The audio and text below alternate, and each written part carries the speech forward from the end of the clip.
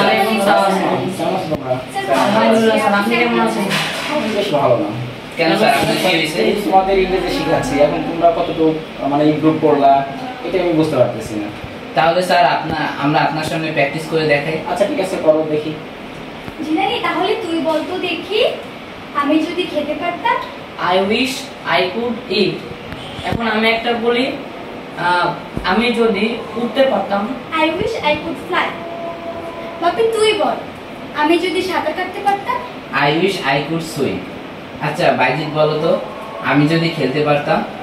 I wish I could play. Jisan বল, আমি যদি পড়তে পারতাম।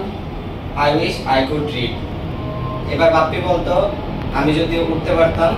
আচ্ছা তাহলে আজকে এটা আপনারা নিজেরাই কমেন্ট বক্সে বলে যাবেন।